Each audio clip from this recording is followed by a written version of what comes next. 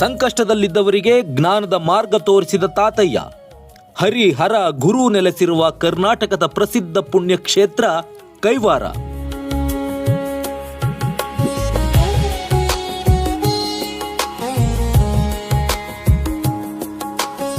ಸದ್ಗುರು ಶ್ರೀ ಯೋಗಿ ನಾರಾಯಣ ತಾತಯ್ಯನವರ ತಪೋಭೂಮಿಯೂ ಹೌದು.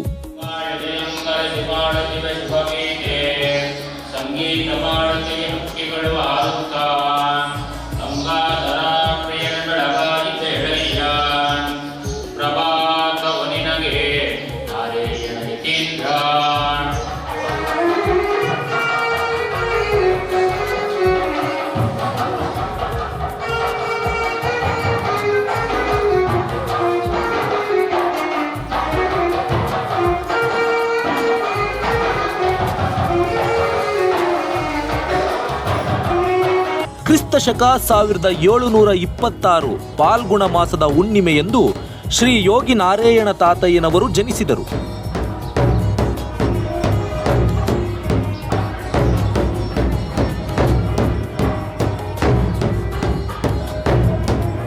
ಶ್ರೀ ಕ್ಷೇತ್ರ ಕೈವಾರದಲ್ಲಿ ಬಳೆ ಬನಜಿಗ ವಂಶಕ್ಕೆ ಸೇರಿದ ಮುದ್ದಮ್ಮ ಕೊಂಡಪ್ಪ ದಂಪತಿಗಳು ವಾಸವಾಗಿದ್ದರು. ಸದಾ ದೈವ ಚಿಂತನೆಯಲ್ಲಿ ಇರುತ್ತಿದ್ದ ದಂಪತಿಗಳಿವರು.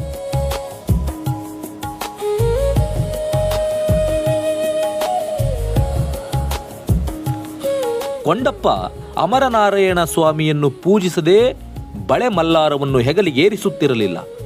ಹಾಗೆಯೇ ವಂಶ ಪಾರಂಪರ್ಯವಾಗಿ ಬಂದ ಬಳೆ ವ್ಯಾಪಾರವನ್ನು ಮಹಾಲಕ್ಷ್ಮಿಯ ಸೇವೆ ಎಂದು ತಿಳಿದಿದ್ದನೇ ಹೊರತು ದನಗಳಿಸುವ ಉದ್ಯೋಗವೊಂದು ಎಂದೂ ಭಾವಿಸಿದವನಲ್ಲ. ಇಂಥ ಸಾತ್ವಿಕ ದಂಪತಿಗೆ ಕಾರಣ ಪುರುಷರಾಗಿ ಜನಿಸಿದವರೇ ಶ್ರೀ ಯೋಗಿ ನಾರಾಯಣರು.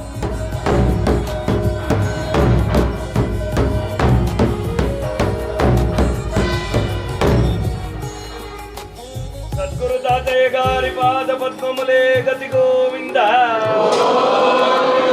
ತಾತಯ್ಯಗಾರಿ ಪಾದ ಪದ್ಮಮುಲೆ ಗತಿ ಗೋವಿಂದ. ತಾತಯ್ಯಗಾರಿ ಪಾದ ಪದ್ಮಮುಲೆ ಗತಿ ಗೋವಿಂದ. ಹರಿ ನಮ ಪಾರ್ವತಿ ಪತಿಯೇ. ಸುಮಾರು 50 ವರ್ಷ ಸಂಸಾರ ಜೀವನ ನಡೆಸಿ ಕಾಲ ನಿರ್ಣಯದಂತೆ ಮನೆಯಿಂದ ಹೊರಬಂದು ಪರಮಾತ್ಮನ ಬೋಧನೆಯಂತೆ ಕಠಿಣ ತಪಸ್ಸು ಮಾಡಿ ಯೋಗಿಗಳಾದರು.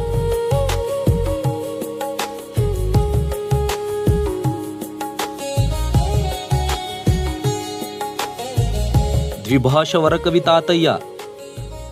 ಸಾಧಕ ಯೋಗಿಗಳಾದ ತಾತಯ್ಯ ದ್ವಿಭಾಷಾ ವರಕವಿಯಾಗಿ ತೆಲುಗು ಮತ್ತು ಕನ್ನಡದಲ್ಲಿ ಹಲವಾರು ಕೀರ್ತನೆ ಶತಕಗಳನ್ನು ರಚಿಸಿದ್ದಾರೆ. ಆಂಧ್ರ ಪ್ರದೇಶಕ್ಕೆ ಹೊಂದಿಕೊಂಡಂತಿರುವ ಕೈವಾರ ಭಾಗದಲ್ಲಿ ತೆಲುಗು ಭಾಷಿಗರೇ ಹೆಚ್ಚು. ಆದ್ದರಿಂದ ತಾತಯ್ಯನವರು ಅವರ ಕೃತಿಗಳಲ್ಲಿ ಪ್ರಾಂತೀಯ ಭಾಷೆಯಾದ ತೆಲುಗನ್ನು ಬಹಳ ಬಳಸಿಕೊಂಡಿದ್ದಾರೆ. ಅವರು ರಚಿಸಿರುವ ಕೃತಿಗಳಲ್ಲಿ ಪ್ರಮುಖವಾದವು ಭವಿಷ್ಯದ ಘಟನೆಗಳಿಂದ ಕೂಡಿರುವ ಕಾಲಜ್ಞಾನ, ತತ್ವಪದಗಳ ಸಾರವಿರುವ ವೇದಾಂತ ಸಾರಾವಳಿ ಕೀರ್ತನೆಗಳು, ನಾದ ಬ್ರಹ್ಮಾನಂದ ನಾರಾಯಣ ಕವಿ ಶತಕ, ಅಮರನಾರಾಯಣ ಶತಕ, ಬ್ರಹ್ಮಾಂಡ ಪುರಿ ಶತಕ, ಶ್ರೀ ಕೃಷ್ಣ ಚರಿತ ತತ್ವಾಮೃತ ಯೋಗಿ ಸಾರಮು, ತಾರಕ ಬ್ರಹ್ಮಾನಂದ ದ್ವಯಕಂದ ಶತಕ, ಆತ್ಮಬೋಧಾಮೃತ ವಚನಗಳು ಪ್ರಮುಖವಾದವುಗಳು. ಜನಸಾಮಾನ್ಯರಿಗೂ ಜ್ಞಾನದ ಬೆಳಕು ಪಸರಿಸಬೇಕು ಎನ್ನುವ ದೃಷ್ಟಿಯಿಂದ ಸುಲಭ ಬೋಧನೆಗಳನ್ನು ಸುಲಲಿತವಾಗಿ ಸರಳ ಭಾಷೆಯಲ್ಲಿ ತಾತಯ್ಯನವರು ರಚಿಸಿದ್ದಾರೆ. ಅವರು ರಚಿಸಿರುವ ಎಲ್ಲ ಕೃತಿಗಳ ತಾಳೆ ಗರಿಗಳನ್ನು ಸಂರಕ್ಷಿಸಿ ಇಡಲಾಗಿದೆ.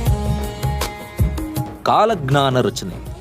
ಸಂಕಷ್ಟದಲ್ಲಿರುವ ಜನರಿಗೆ ಜ್ಞಾನ ಮಾರ್ಗದ ಬೆಳಕನ್ನು ತೋರಿಸುವುದೇ ಕೈವಾರ ತಾತಯ್ಯನವರ ತತ್ವದ ಉದ್ದೇಶವಾಗಿತ್ತು.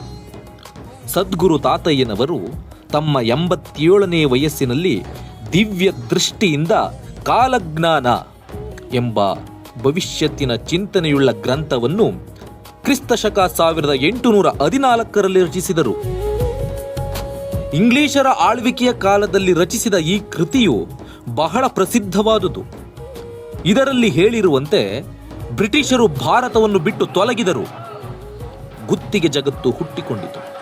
ರಾಜರಿಲ್ಲದಂತಾದರು. ಬೆಲೆಗಳು ಗಗನ ಮುಟ್ಟಿತು. ಲಂಚ ಪ್ರಾಬಲ್ಯವಾಯಿತು. ಇನ್ನು ಅನೇಕ ವಿಷಯಗಳು ಸತ್ಯವಾಗಿ ಹೋದವು. ಸಂಕಷ್ಟದಲ್ಲಿದ್ದವರಿಗೆ ಜ್ಞಾನ ಮಾರ್ಗ ತೋರಿಸಿದ ತಾತಯ್ಯನವರು.